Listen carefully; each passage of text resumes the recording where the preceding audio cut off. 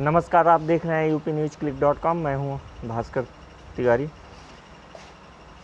पहुंचे हैं अम्बेडकर नगर के कटहरी ब्लॉक के ग्राम सभा यरकी में। हमारे साथ मौजूद हैं यहां के ग्राम प्रधान प्रतिनिधि के तौर पे भाई साहब। सारे सवालों का जवाब इन्हीं से लेंगे। शहर से जब प्रवासी मजदूर गांव की तरफ चले थे तो रोज़गार का संकट सबसे ज़्यादा पैदा हुआ था। राशन कार्ड को लेकर क्या व्यवस्था रही? जो प्रवासी मजदूर शहर से गांव में आए हुए थे उनको राशन किस तरीके से उपलब्ध करवाया गया?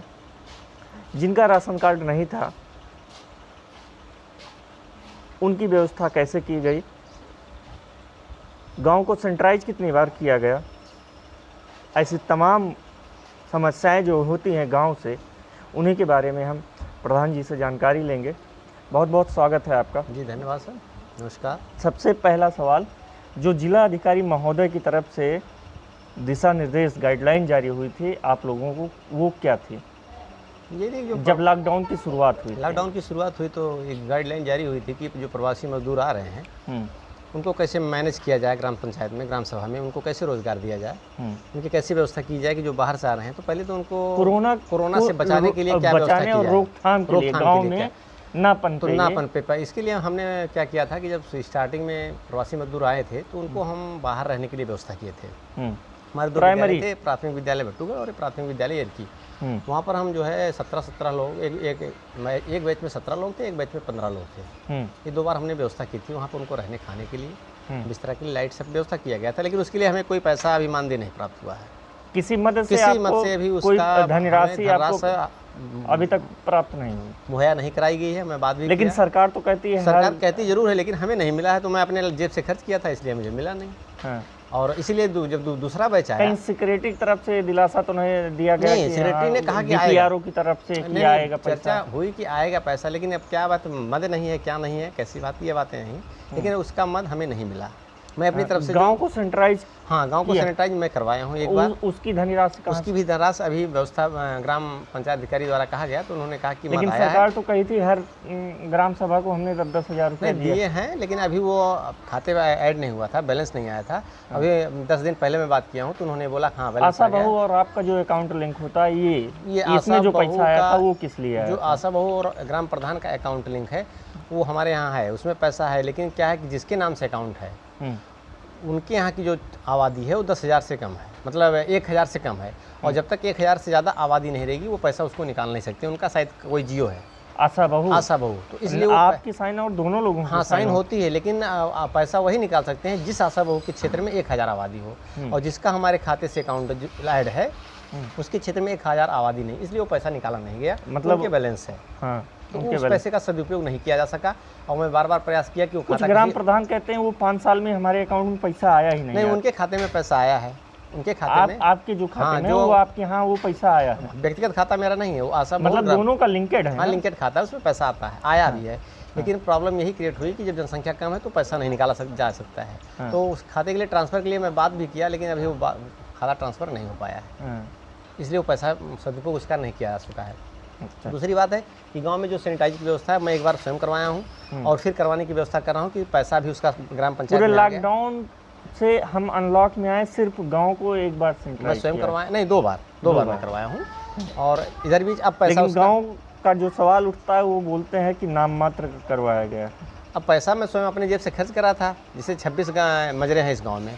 प्रयास किया हूँ कि 2600 मजरे तक पहुँचा जाए। एक ही सफाई कर्मी है, उसको लगाता हूँ।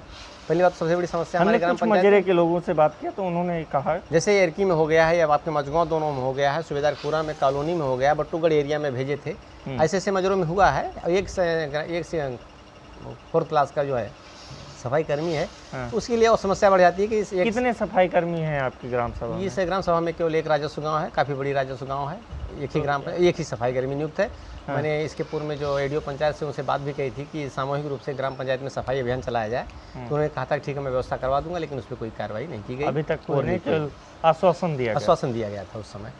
रोजगार को लेकर क्या व्यवस्था रही? जो प्रवासी मजदूर आए हैं उनको प्रयास किया जा रहा है कि उनको रोजगार दिया जाए नरेगा के माध्यम से, जो भी संभव हो सके। काम नरेगा तो बरसात में बंद हो जाता है। नरेगा बरसात में बंद हो जाता है, तो 4th वित्त जो 14वां वित्त आयोग है उसके तहत मैं सीसी रोड का निर्माण करवाया हूँ, उसमें दिया हूँ रोजगार। रोजगार जब मिल रहा है तो पलायन क्यों कर रहे हैं? पलायन हमारे यहाँ से ज़्यादा मजदूर नहीं करें। जो स्किल, ये लोगों ने बताया नहर के किनारे जो भी आपके गांव है उन्होंने बताया कि जो मजदूर आए थे वो धीरे धीरे चले जा रहे हैं। जो स्किल्ड मजदूर हैं, जो जिनके पास कौशल है, किसी कंपनियों में है, पीओपी का काम करें। हमारे यहाँ तो ग्राम पंचायत पीओपी काम हो नहीं सकता है, तो उसके अनुसार से उनको दिहाड़ी मिलती नहीं यहाँ।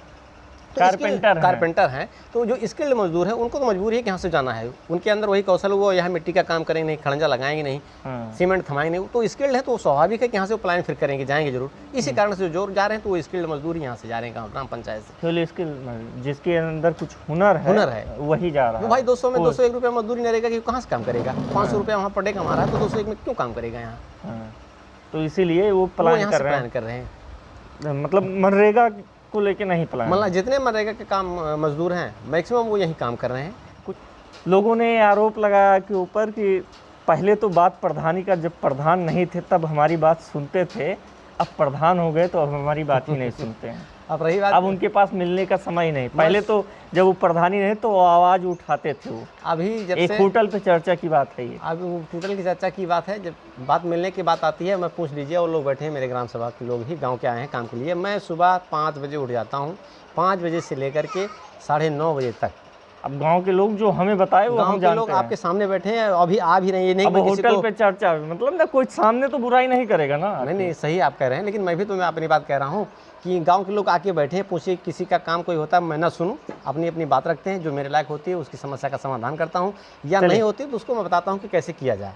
चलिए, बहुत बहुत धन्यवाद आपका। अगर ऐसी बात है तो ये थे हमारे साथ ग्राम प्रधान प्रतिनिधि के रूप में ग्राम सभा यरकी के, और सारी बातों जो भी आरोप लगे वो सारे निराधार बताए कि विरोध होता ही है, हर व्यक्ति का विरोध होगा।